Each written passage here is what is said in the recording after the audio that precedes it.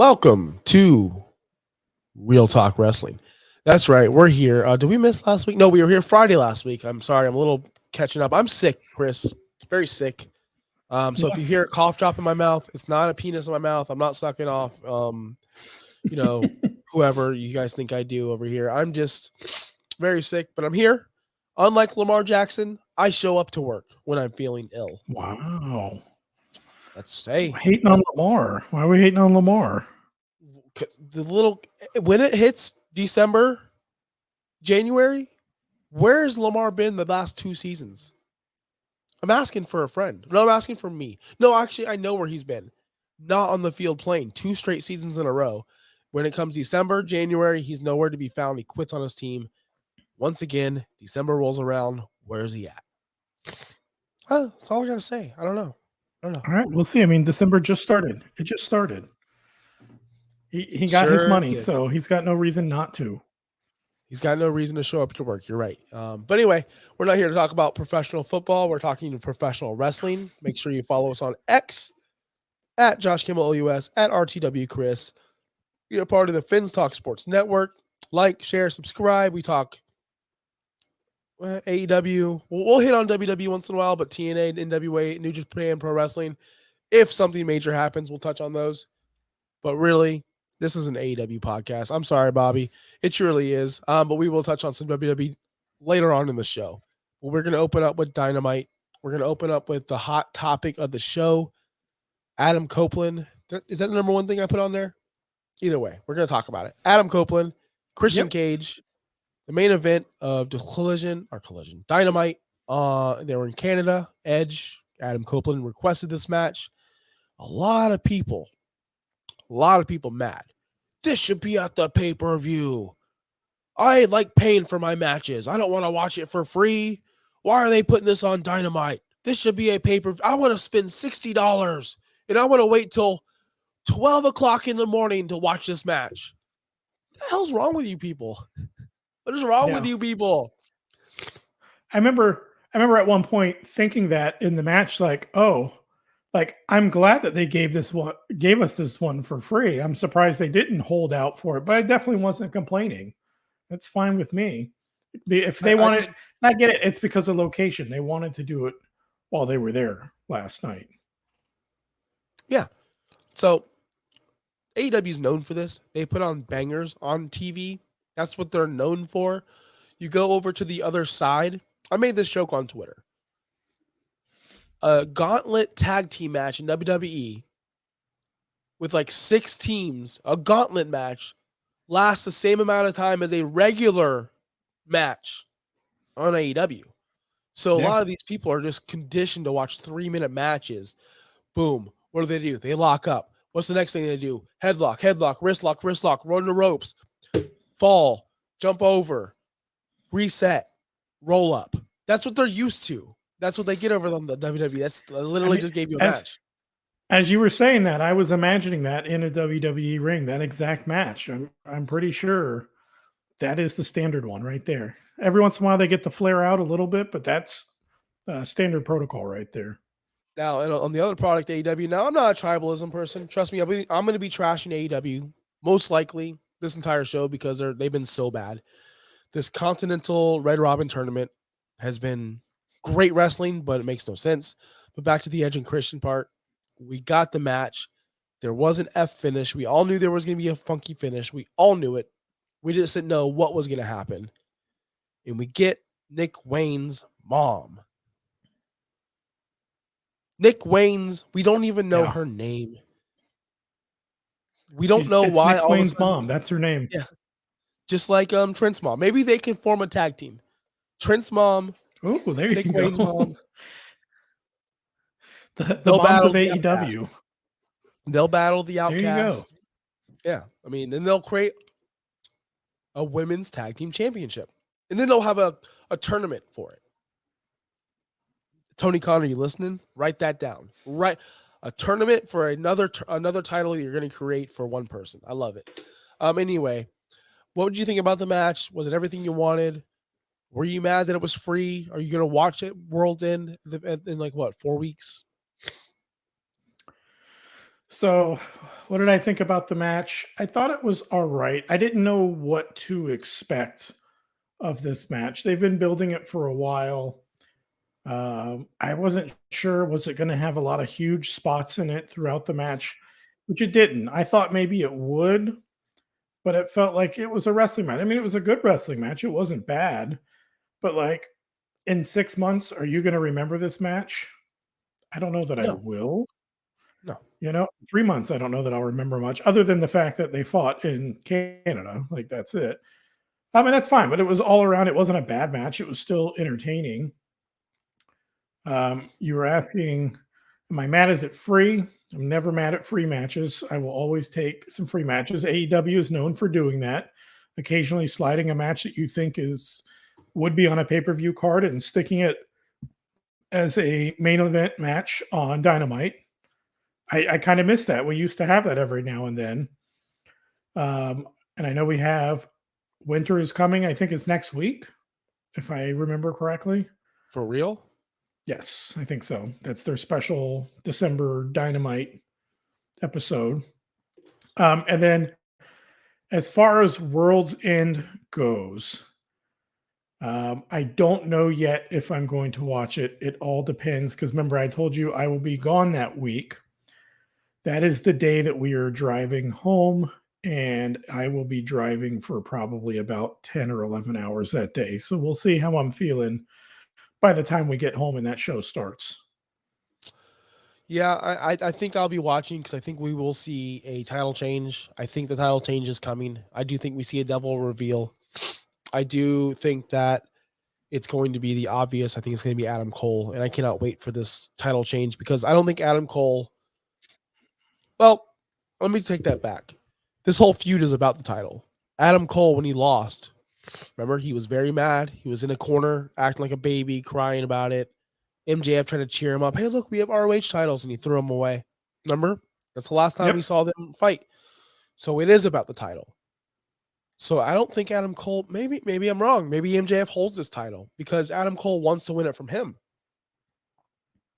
So either way, I think they're just going to get a reveal. I think we're going to see Adam Cole. I think we're going to see Kyle O'Reilly. I think we're going to see Roddy Strong. I think it's going to be Adam Cole and his boys, and I think the undisputed elite, or not the elite, the undisputed era are back together. Will they get Bobby Fish? Probably. What's he doing? Maybe they add someone else that we're not even talking I about. would be all for that because I would be all for that though because I feel like we were just that was just coming together and then they were getting injured and it kind of fell apart. So that would be much better than your other prediction of the Job Squad being the Oh no, ones under the mask. it's very likely that Stokely Hathaway is the devil, and the Job Squad firm is the people because where is he? Where did we have someone like Stokely Hathaway who's really good on the mic? He's a really good manager. Where's he at? Does anyone know? Is he being used at all? No. No, he's not. But him being the devil would be ridiculous. No one's calling that, but it's a long shot. You never know with Tony Khan. Tony Khan is a madman. Tony Khan has no idea what he's doing. Tony Khan is like a 5-year-old playing WWE Universe, just putting things together, and they make no sense whatsoever. They'll they'll never make sense. You just have to watch it and move along. That's what you have to do with AEW. There was a backstage segment last night that caught my eye, made me really happy, and it seemed fluid. And I'm talking about Hangman Page and MJF's confrontation. That's the most interesting Adam Page has been in over 2 years, maybe a year and a half. What did you think about the segment? Did you like it? Is he possibly the devil now that he threw his name? Listen, MJF was laid out. And there was a beer bottle. Adam Hangman Page is an alcoholic. His gimmick is beer. That beer bottle was placed there strategically. I don't think that it's Hangman. We've all speculated over unless the person that's been under the mask has been someone else as a placeholder, but there is no way because that frame on that person was way too small to be Hangman Adam Page to be the person under the mask. So no, I don't think it's him. But they're leaving Easter eggs. Like that beer bottle was not a that was their place there for a reason, and that reason was to make it look like it was Hangman Page. I don't know if you picked up on it. Did you pick up on that? Of course you didn't, Chris. Of course you didn't. Yeah, I noticed the beer bottle that was there. Did you put it on Hangman? We were like, oh wow, that's weird. You never see a shattered beer bottle. No, I didn't think it was necessarily Hangman because it just looked like it was there for effect. They had to show off the beer bottle. That way you weren't like, what is he laying in a pile of right now? You saw the neck of the bottle. But I don't necessarily think that's linked to Hangman Adam Page. My favorite thing was the belt was perfectly placed. Like where the camera could pick it up. It wasn't like ruffled. It was perfectly out, like just fucking play. I think there is a good chance though, and no one's talking about this enough. MJF could be the devil. He could easily set all this up. The devil's never attacked him. They've acted like it. They all got in the ring and got him, and they were going to hit him with a bat or something, but nothing ever happened. What if he is the devil? Would you be happy? And I think Taz pointed that out, that we've never actually physically seen the devil and his jobbers lay hands on MJF. Taz pointed that out. He's like, hey, we didn't actually see them do it. It could still be MJF and this could be made up here. So he may have tipped his cap there a little bit. Yeah, that could. I mean, they're just leaving it up to. This reminds me of, remember when Harper, or not Luke Harper, Rowan had the crate, and he came out every single week with something, and people will look at it and like, oh my god, and then the reveal was a toy spider. Oh my god, that was the most disappointing reveal in wrestling, I think, that I can recall. That was the worst. A really great build with one of the worst payoffs. You couldn't pay that off. Is Tony Khan? No. And that's what we were all wondering. We're like, what are they going to have in there? Because they're acting like it's some big giant something, and we know that it's not real. So what have they got for us inside this box? And then I think everyone was expecting it to be bad. I just don't think we were expecting it to be that bad. Like, I feel like they should have had a good plan in place ahead of time. And I wonder if they didn't have a plan, and that's why it went on for so long. And they just are like, hey, we gotta reveal something. Go to Party City and come back with something. Yeah. And they're like, here's $20, Party City, come back with the best thing you can for $20. Vince McMahon booking at his finest, man. Remember the golden, you don't remember this because you weren't watching. Austin Theory found a golden egg for Vince McMahon. I do remember that vaguely. I don't remember it in great detail, but I remember that was a whole big thing for a while. It was very weird. And that's whenever Austin Theory was like his little pet project, his little sidekick. Yep. It's just awful. Booking the WWE was so awful back then. I just feel like AEW was getting on that level, bringing in Ric Flair, Abaddon, putting her on television is embarrassing. You wonder why nobody watches Collision. You have Abaddon on television. That's embarrassing. She's on for like 2 months out of the year, or a month out of the year. She comes in at the end of October, wrestles a little bit in November, early December, and then that's it. She needs to get fired and never see TV again, ever. She's awful. No one likes her. No one enjoys it. Nobody watches Collision. It's just god awful. No, you can't laugh and tell me you enjoy that. Nobody does. I don't know what she did to you. You seem to really not like her, though.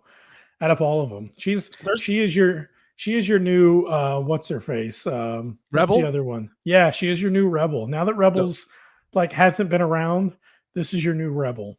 Rebel's the worst by far the worst. But Abaddon, at least Rebel. Are you still mad that she blocked you? Who's Rebel? Who is that exactly? A nobody. I wonder if she seriously is still employed, because we saw QT Marshall resign. We saw Kevin Dunn, one of their producers, who did all the everything for them. He got fired. Seems like Tony Khan is just going from where they were to what they are now, and what they are now is just not their identity, nothing at all. I don't know, but I don't want to spend too much time on that. I want to get into wrestling. Continental Red Robin Tournament. Give me your thoughts on it. Tell me how you like it. I got a cough. Go for it. So I mean, we get some really good matches out of it. But I think something, and I'll let you go off on this because you were the one that pointed it out first, is they're good matches, but like they don't all need to be 15-minute bangers. And the match that we had last night with Mark Briscoe, they are not presenting him to be a superstar, but why is he going 18 minutes? It should have been 8 minutes, 6 minutes. Like that's all it should have been. I mean, this guy, he's 0-3 now, so he's not a threat. So, but they booked him to kind of, and they've done that in the past too. I mean, let's be honest, AEW has kind of always done that where matches. What did we have, like Kenny Omega going? I don't remember who was it that years ago, a couple of years ago, Kenny Omega went up against, and it should have been a 3-minute squash match, and instead it was like a 25-minute match. So they do. Well, Tony Khan thinks, hey, it's wrestling, enjoy it. They're having a great match. But here's my problem with it. You're putting on a weekly television show with these characters, and these characters have traits. And their traits may be a jobber, a guy who's not good enough, a guy who will lose to a Wardlow or whoever. We saw AR Fox lose to Wardlow in like 5 minutes. If AR Fox and Wardlow were in this Continental Classic, it would go 19 minutes. That's the thing. So, Tony, you're honestly making your tournament not credible because you're putting these matches together like a Mark Briscoe versus Jon Moxley. They wrestled already. It went 16, 17 minutes. So Jon Moxley was a former multiple world champion, top of the card, competes with the top of the top, but it takes him 18 minutes to put down Mark Briscoe. But then Jon Moxley wrestles someone like Swerve Strickland, right? Did they wrestle yet? Let me see. I'm doing the math here. No, Moxley has not wrestled Swerve. Okay, no, they're both 3-0. These fucking bingo cards are so annoying, by the way. Moxley's wrestled all jobbers, so I can't leave that anymore. Swerve Strickland, he wrestled Jay White. That match should have gone 18, 19 minutes because they're two top end talents. But he also went 18 minutes with Mark Briscoe, Swerve did. Yeah. And Jay Lethal. So it took him the same amount of time to beat two jobbers than it took him to beat one superstar. How does that make sense? So after this tournament, when it's over, we crown Swerve as the champion, we're all happy, and Mark Briscoe's back on Dark or back on ROH, losing to nobodies in 5 minutes. This tournament isn't helping Mark out. It's kind of making him look like an unrealistic superstar. And I'm not a hater. I love great matches. But make it more real. Make him go 10 minutes.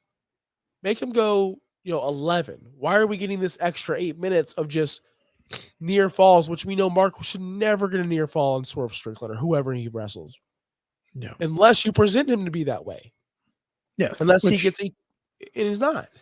Yeah, which currently he's not. It's not necessarily a Mark Briscoe thing. It's not hating on Mark Briscoe. I like the guy. But it's just like you've presented him to be a jobber up until this point, and now all of a sudden he's going toe-to-toe with him. Like that doesn't make sense. They did have the thing where, Swerve was selling his shoulder. That was hurt. But if you watch the match, they never tell stories like that. Like, oh, my shoulder. Oh, I can't pick him up because of my shoulder. It's just, oh, look at Swerve's shoulder. It's heavily taped. Excalibur said that. And I'm like, okay, that's gonna be the equalizer. But they never once pointed out to the fact that he couldn't do a move because of his shoulder. Mark Briscoe didn't target the shoulder. It was just a match, and they mentioned it one time. Oh, look at that heavily taped shoulder. Okay, well, where's the story? Why didn't Mark target the shoulder? That would have made it more realistic. Oh, Swerve is struggling because he cannot perform with that arm because his shoulder's messed up. That's how you do that. Yeah. Yeah, you got to have some storytelling within the match. And I think they're really messing up putting the Blue League on Collision only because nobody watches Collision. And I mean this in the nicest way. 275,000, 300,000. Like, I'm not a big ratings guy, tribalism guy. But you're putting Bryan Danielson over there. Like, I only know what's happening on Collision because I just pulled up the tournament. I had no idea Brody King was 2-0. I had zero idea. I had no idea that Andrade only wrestled once. I had no idea that Claudio lost. Who did Claudio lose to? I couldn't even tell you. Let me see. Brody King. Yeah, Brody King. And I understand you're trying to get all these matches in before World's End. But man, they need to sprinkle some Blue League over on Dynamite. They need to mix them up because you don't have a brand split, although I think you should. And you don't really have viewers over there watching. So how are we going to be invested in a tournament when no one's watching it? They have like, I feel like a soft brand split. Like it's not, no one's ever come out and actually said it. But if you notice, there's some people that are only on Collision and some people that seem to only be on Dynamite. Yeah, that's true. But then you have the crossovers like Adam Copeland and Christian. Yeah. You don't really see I'm happy with the way that they do that. You have guys mostly on one program. That way you don't. The thing with if you had too much crossover is then you would feel like you have to watch both programs. And then it would feel like you're watching to keep up with the story, and maybe there's a story you like, but I have to watch Collision tonight. I want to go do whatever on Saturday night. But so let me just for now stick with my Wednesday wrestling on Dynamite, and I'll catch my clips of Collision. And that's how I watch Collision clips. I watch Collision like I watch SmackDown clips. Yeah, that's how I know. That's how I know Randy Orton signed with SmackDown. That's how I know. Bryan Danielson, spoiler alert, he was injured in his match. I don't know. I'm sure he won, but that was a fake injury selling it. Because Bryan Danielson knows how to tell stories. Yeah. But I overall, I can't complain about the tournament too much. I know that all I do is complain. I know people. I understand you guys like hate that I complain a lot, but I just don't. This company, this wrestling promotion was so good for a very long time.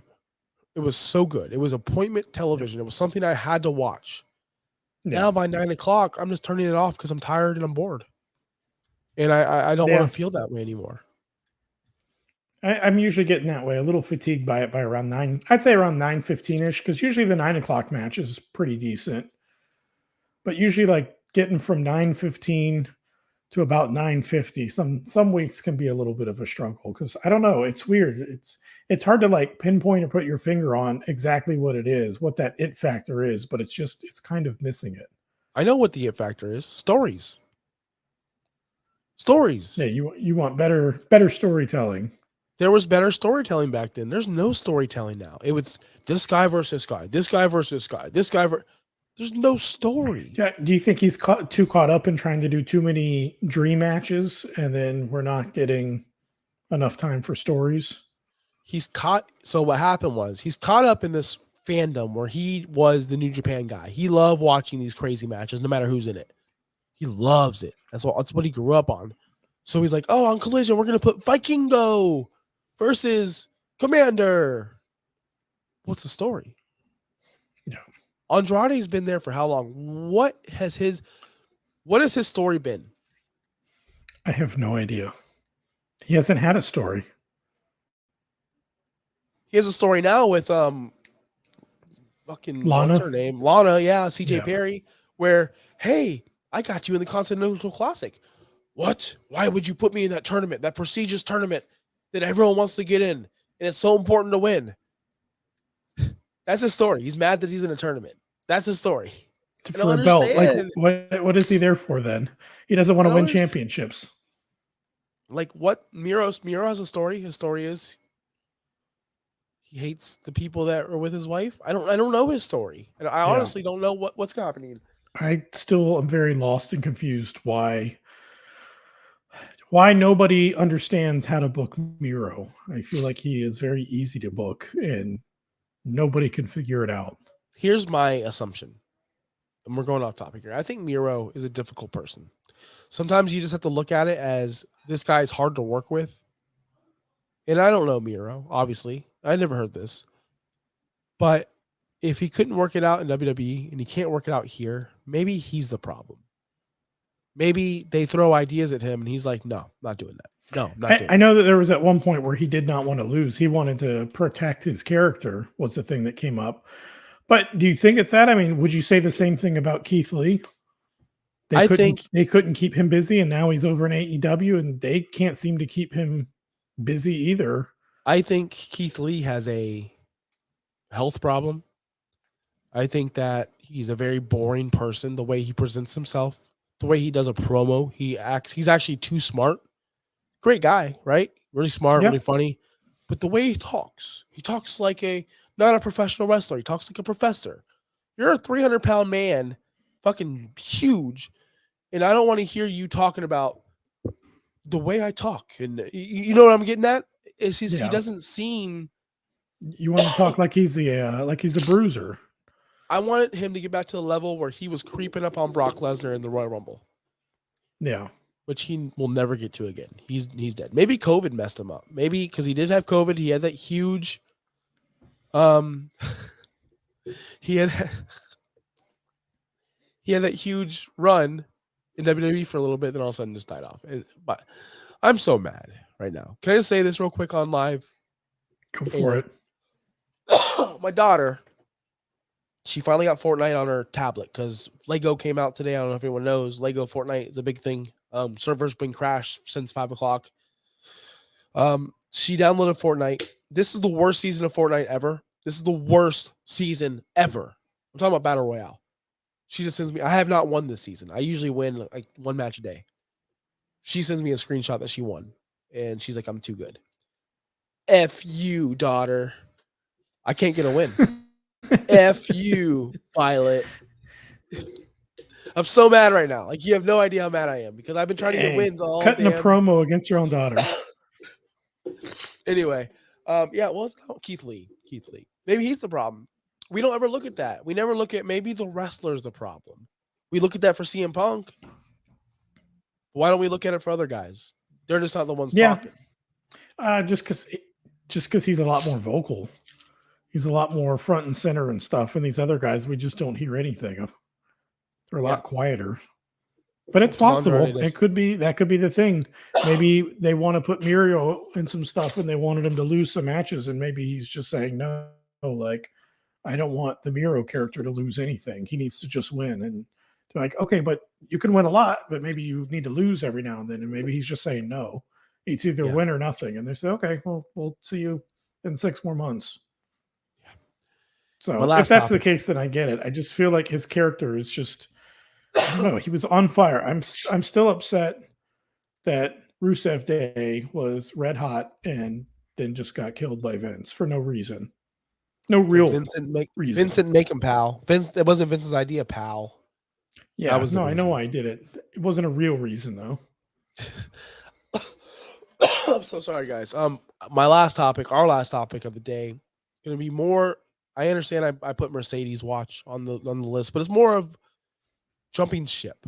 About 2 years ago, we were doing this show and we said, man, everyone wants to go to AEW. AEW is a hot place to go. Adam Cole, Andrade, John Moxley, everyone like, I want to go work over there. It's fun. It's interesting. I could do what I want to do. Yep. It was, well, think about it. On top of it was something different. You didn't have a limited move set. You had less days you had to work.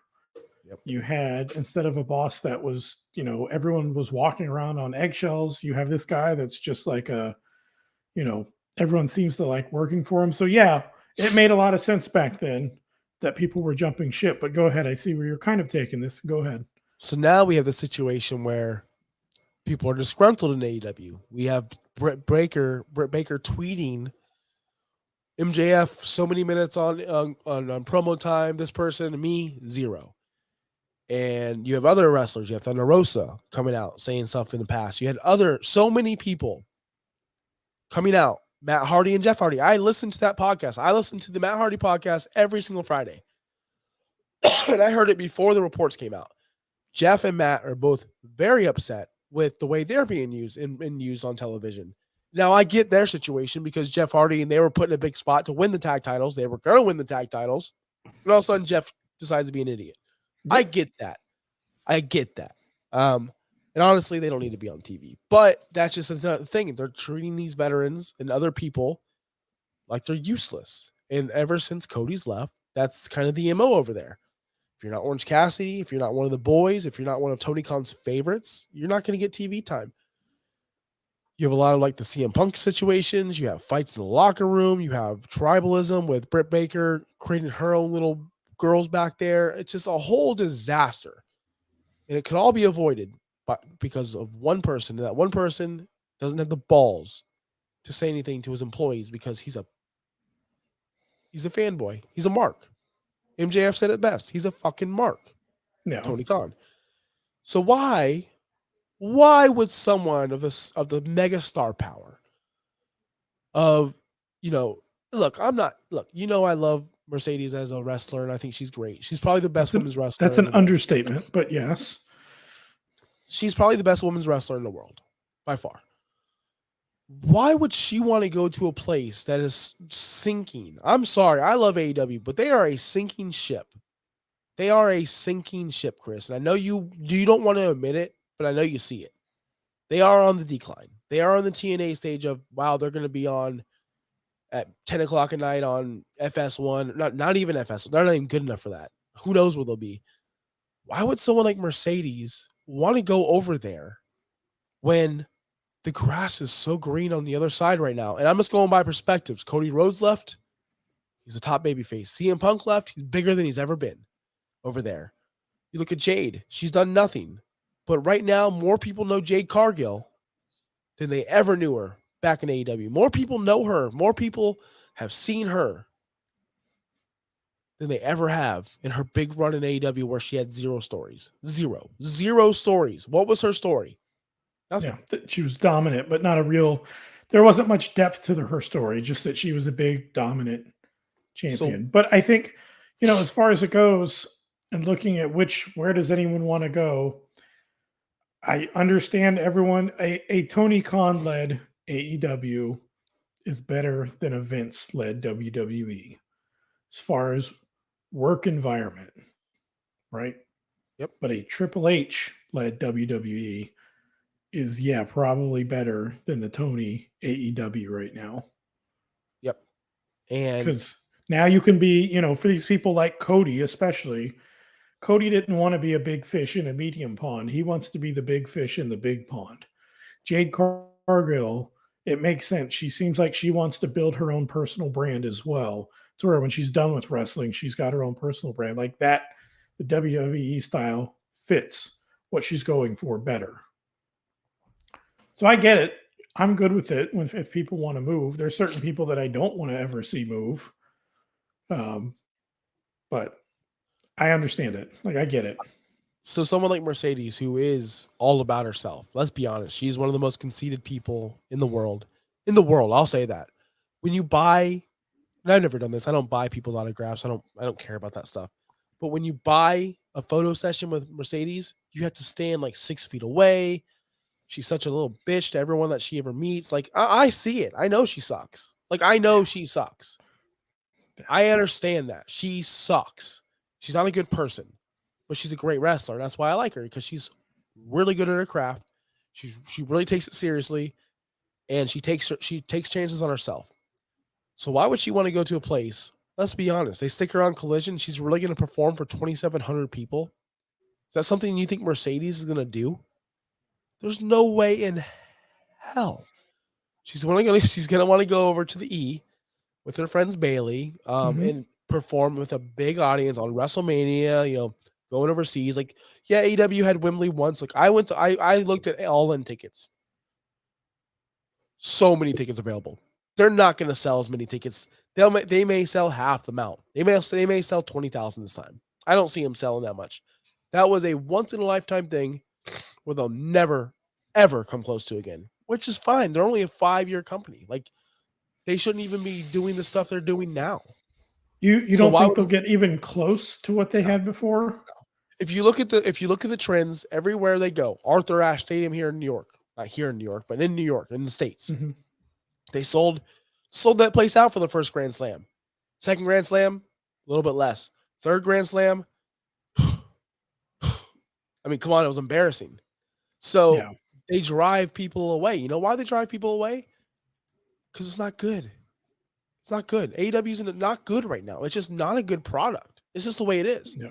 So why would you want it? Like, her being hurt, by the way, I just want to say this, Mercedes, her getting hurt, her breaking her ankle whenever she did versus Willow, probably the best thing that ever happened to her because she was probably going to sign with AEW and she was going to debut at Blood and Guts in Boston. I don't know if she is signed. I don't know if that's a done deal already. I don't know if she's trying to get out of it. Hell, she should be here by now. She's training. We all saw the video of her just kicking ass in the ring, getting back into it. Is that a video of her getting back in shape for WWE? Because I don't think she wants to sign with AEW. Why would she? Why would she? Right now, with the landscape having changed, with it being Triple H back in charge, I could see her definitely going back to WWE. That's just the feeling I get. And like you said, if we were talking a few months ago, I would have been put all my money on her going to AEW. But now things have changed. I see her going back to WWE now. Especially, didn't she have that cryptic tweet right after something happened in WWE? And she said, "Oh, I love wrestling." She did that. She does that all the time. Yeah, she does that all the time. Whenever a big thing happens in wrestling, she tweets that out. I want to say that because she does it all the time, and because she does love professional wrestling. And it was when CM Punk returned. She put that tweet out. That's what it was. Yeah. Yep. Yeah, because she does truly love the sport. She loves professional wrestling. She always has. She always will. That's why I think I love her so much as a wrestler, because she's not one of these Alexis. She's terrible. She's fucking terrible. Like, she really is. But so is Shawn Michaels. Ask anyone outside of Triple H and his little clique. Everyone in a shoot interview, from Jim Cornette to anyone that's ever, he's a piece of shit. He's a self-centered asshole who only cares about himself. And that's the truth about Shawn Michaels. Yeah. Same thing about CM Punk. Yep. I mean, you have to be some kind of conceited person to be a big star. I feel like with athletes, with musicians, like, you have to be some kind of self-centered person to think so highly of yourself to be the greatest. You want to be the greatest. You think you're the greatest. You act like the greatest. Sucks. You just turn into a shitty person. You don't always have to be that way. Your boy Tim Tebow was not that way, and he's incredible. He was never the greatest or the fastest. The greatest. He was never the EST. He was never the EST of college football. That guy lost me so much money. Did I ever tell you that story? No. I bet preseason that the Pittsburgh Penguins would win the Stanley Cup. I put like $20 on it. They were long shots. I won $1,000. I put all that winnings, all of it, all 1,000. I think it was like 1,000 and like some change on the damn Tim Tebow Gators against Alabama in the SEC championship game, and they fucking lost. And Tebow's sitting there crying like a little baby. I wanted to punch that stupid idiot in the face so hard that day because they were a lock to win. They were a lock, and this guy lost all my money. I was so mad. Now the truth comes out. Now we know why you don't like him. There it is. He lost you $1,000. It has nothing to do with him being a hypocritical piece of crap or anything to help the team win, except for I won't play tight end. I won't be the backup. I won't do this. I only want to be a starting quarterback, but I'll do anything to help you win. It's all about that $1,000. Now I know where all the hate comes from. Anything to help you win, guys. But revealed live here on Real Talk Wrestling. I got it from you finally. Hey Tim, can you block for us? No, but you said you do anything to win. Only starting quarterback, but you're not that good. But that's the only thing I'll do. Fucking idiot. Anyway, we're gonna get out of here. I want to take some NyQuil. I'm going to sleep. I'm not gonna. You know what? You might not need NyQuil, Chris, because if you turn on Amazon Prime and you turn on the Pittsburgh Steelers and the Patriots, that might be good enough to put you to sleep. I bet the over, by the way, 30.5. Let's go. I'm riding with it. I'm not going to watch that game. I'm going to skip that game tonight. I have no reason. I took Deontay Johnson out of my lineup. I'm sure if you're watching, you need last minute advice. That means to fire him up and start him. He's going for 25 points tonight because I took him out. So I have no reason to watch that game.